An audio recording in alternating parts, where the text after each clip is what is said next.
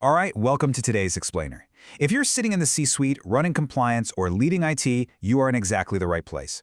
Today, we're unpacking a massive issue that is literally keeping executives awake at night: the collision of cloud infrastructure, extraterritorial law, and the ongoing quest for true digital sovereignty. We're going to cut right through the marketing noise and look at what the legal frameworks actually say about where your organization's sensitive data truly lives.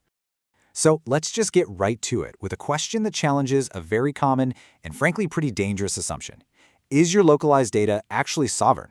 A lot of organizations just assume that putting their data in a physical data center in Frankfurt or Paris guarantees GDPR compliance and absolute protection from foreign governments.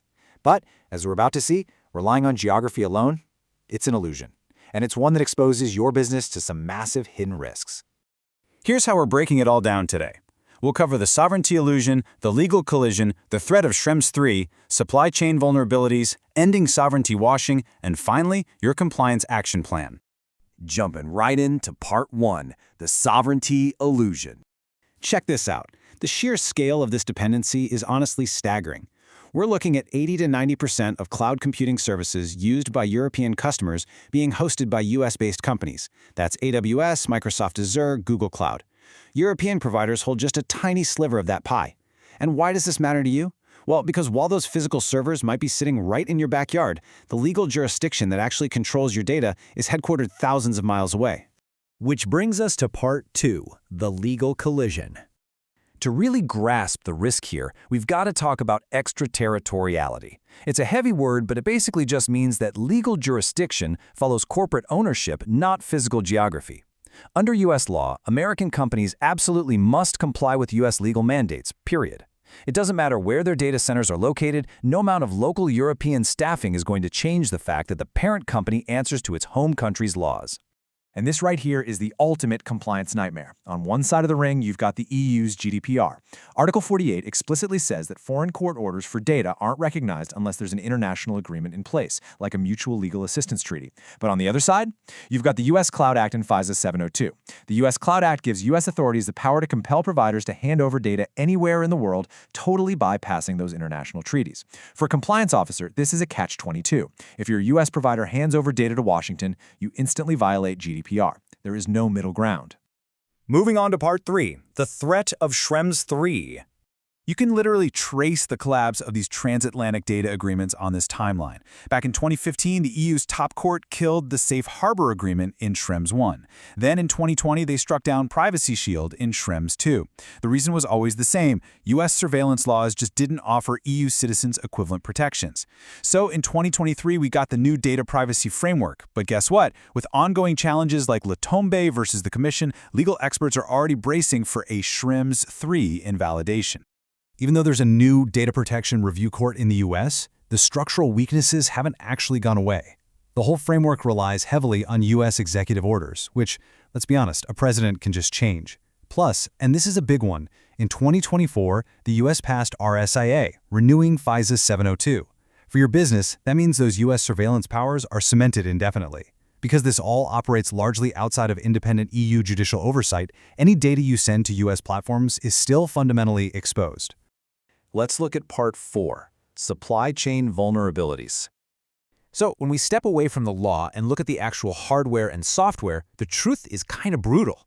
Non-EU companies essentially control the critical layers of the European digital stack.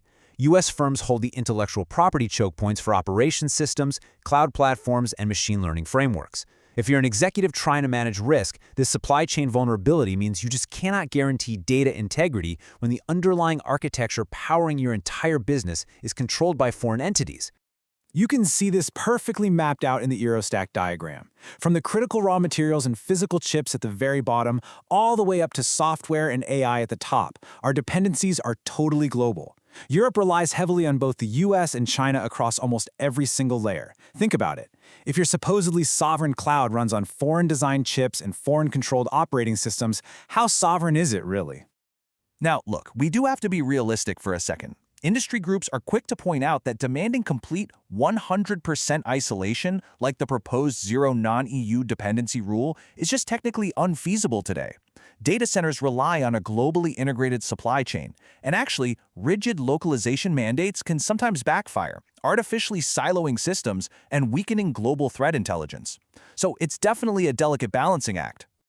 All right, part 5, ending sovereignty washing. You're going to be hearing this term a lot, sovereignty washing. This is what happens when tech giants market their localized cloud services as sovereign, simply because the physical servers are in Europe. But, like we talked about earlier, if that provider is a U.S. corporation, they are legally accountable to the U.S. Cloud Act. The marketing might promise technical independence, but it absolutely cannot deliver legal independence. And if you think that's just theory, get a load of this. In June 2025, under oath before the French Senate, Microsoft literally acknowledged that despite all their local management features, they cannot guarantee complete immunity from external access to data in their European sovereign cloud by U.S. authorities. When push comes to shove, extraterritorial law wins. True sovereignty isn't a marketing gimmick, it's a hard legal reality. Finally, Part 6, the Compliance Action Plan. So, what do we actually do about this? The European Commission's Cloud Sovereignty Framework gives us some great metrics to audit vendors. You need to focus on 2 specifically. First, SOV2. This looks at legal and jurisdictional exposure. You have to ask, is there any legal channel where non-EU authorities could demand access? Second, SOV5. This evaluates supply chain vulnerabilities, looking at the geographic origins of the actual hardware and code. You've got to ask your vendors for their scores on these exact metrics. And here is your executive playbook for mitigation. Number 1, you need client-side encryption, and you must hold your own keys. If you hold the keys, no foreign provider can ever hand over readable data. Number 2, shift toward open-source platforms owned by EU entities wherever you can. This aligns perfectly with CSME, the cybersecurity standards for enterprises, and it massively limits your jurisdictional risk. And lastly, adopt zero-trust federated architectures. Bottom line, don't put all your sensitive data in one foreign-owned basket. Taking a step back, industry leaders are pushing to explicitly anchor these frameworks into law during the revision of the Cybersecurity Act.